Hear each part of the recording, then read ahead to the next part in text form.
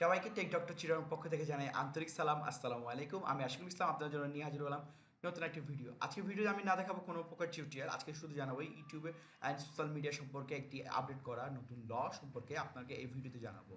Article 13 আমরা এই নিয়ে অনেক কিছু শুনে ফেলেছি, অনেক কিছু দেখে ফেলেছি ইউটিউবের মধ্যে। অনেকের ভিডিওতে আমরা আর্টিকেল 13 সম্পর্কে অনেক এক্সপ্লেইন সম্পর্কে জানতে পারলাম। কিন্তু আর্টিকেল 13টা কি?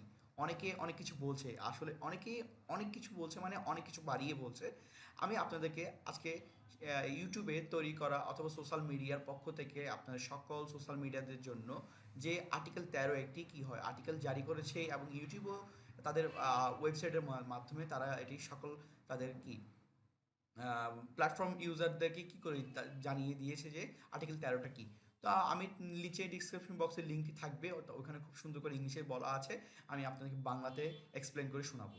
আর্টিকেল 13 এটি এমন একটি অংশ বা এমন একটি ল যেটি ইউরোপ এবং কি যুক্তরাষ্ট্র সবাই মিলে কী করা এই লটি জারি করার চেষ্টা করছে। হ্যাঁ, আর্টিকেল ল মনে করো আমরা ইউটিউবে কপিরাইট স্ট্রাইক এবং নতুন নতুন আপডেট কপিরাইট নিয়ে আমরা অনেক কিছু দেখতে পেয়েছি এবং অনেকেই কপিরাইট স্ট্রাইকে কি সমস্যাগুলো ভোগ করেছে। কিন্তু আমরা এর মধ্যে আমরা দেখতে পেরেছি ইউটিউবে জানিয়েছিল যে আপনি কপি করতে পারবেন কতটুকু, আপনি সর্বোচ্চ 2 থেকে 3 সেকেন্ড অথবা একটি কোনো ছবি মানে কি কোনো টিউটোরিয়াল পারপাসের জন্য এবং কি কোনো প্রকার নিউজ রিপোর্ট ইত্যাদি তৈরি করার জন্য আপনি আপনার মানে কি যে কোনো কন্টেন্ট থেকে ছোটোখাটো অল্প কিছু যতটুকু ব্যবহার করা যায় ততটুকু ব্যবহার করতে পারবেন বলে জানিয়েছিল। কিন্তু এইটা নিয়েও অনেকে যুক্তরাজ্য এবং কি বিভিন্ন দেশে এবং কি হয় এই কোম্পানিগুলো অনেক কিছু কোম্পানি আছে যারা এটাতেও কি আপত্তি জানিয়েছে যে আপনারা টোটালি কোনো প্রকারে তাদের কি কোনো প্রকার কন্টেন্ট আপনারা কপি করতে পারবেন না, সেটি আপনার 1 মিনিটের হোক, সেটি 10 সেকেন্ডের হোক বা 1 সেকেন্ডেরই হোক না কেন,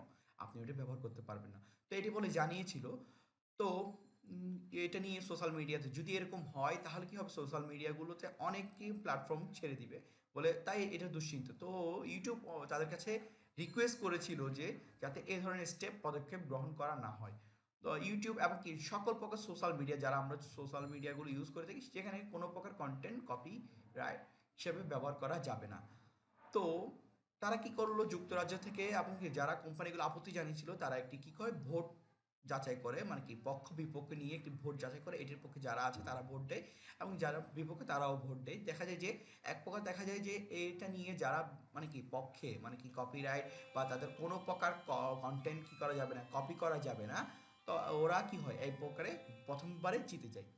তো দেখা যায় যে যদি এই আইনটি শুধুমাত্র আপনার যুক্তরাজ্য এবং কি ইউরোপের জন্য হলে কথা ছিল, কারণ ইউটিউব এবং ফেসবুক বা যত প্রকার সোশ্যাল মিডিয়াগুলো আছে এগুলো শুধুমাত্র ইউটিউব এবং মানে কি যুক্তরাজ্য এবং কি আমেরিকা ইত্যাদি এইসব দেশের জন্য নয়, এগুলো পুরো দেশের মধ্যে কন্টেন্ট মানে কী হয় পরিচালিত হয়ে থাকে। তার মানে ইউটিউব এবং ফেসবুক দুটাই তো আপনার যুক্তরাষ্ট্র এবং কি যুক্তরাজ্যের মধ্যে ব্যবহার করা মানে কি প্রোডাক্টগুলো বা এখানেই তৈরি করা এদের এই পণ্যগুলো। তাহলে যদি ওইখানেই যদি এটা ব্যান করে দেওয়া হয়, আপনি কোনো প্রকার কন্টেন্ট কপি করতে পারবেন না, তাহলে এটি আপনার শুধুমাত্র আমেরিকা এবং কি যুক্তরাষ্ট্রের মধ্যে হবে না, এটি পুরো ওয়ার্ল্ডের মধ্যে ছড়বে। মানে কি পুরো ওয়ার্ল্ড যদি ইউটিউবে মানে কি ইউটিউবটা যদি যুক্তরাষ্ট্রে চেঞ্জ করা হয় তাহলে কি হবে, পুরো ওয়ার্ল্ডের মধ্যে কি করবে একই রকম রুল জারি করবে ইউটিউব।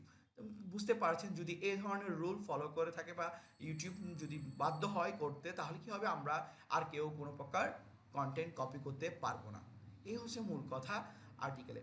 তো এটি এখনও সম্পূর্ণ আপনার ডিসিশনটি ফাইনাল করা হয়নি, কেননা ইউটিউব বা ওরা সোশ্যাল মিডিয়ার যতগুলো প্ল্যাটফর্ম আছে তারা চেষ্টা করছে এটি যাতে না হয়, যাতে এমনকি ইউটিউবাররা এই প্ল্যাটফর্মকে এমনকি বা সোশ্যাল মিডিয়া যারা প্ল্যাটফর্মে কাজ করছেন তারা যাতে কি হয় সোশ্যাল মিডিয়া থেকে বা বিচ্ছিত না হয় তার জন্য।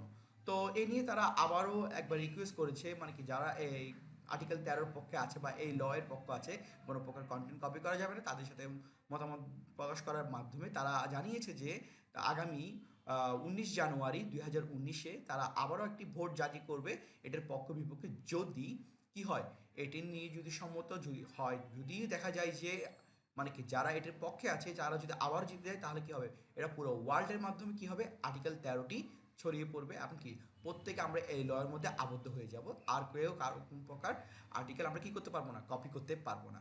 আর যদি না হয় আলহামদুলিল্লাহ, তাহলে আমরা টিউটোর তৈরি করার পারপাসে আমরা কি করতে পারবো এখান থেকে কপি সর্বোচ্চ 2 মিনিটের মাধ্যমে। আর যদি এটা জারি হয়ে যায় তখন কি হবে, যখন আপনার এটি সাথে সাথে তো আর অ্যাপ্লাই করতে পারবে না সোশ্যাল মিডিয়াগুলো, তা বছরখানিক সময় লাগবে।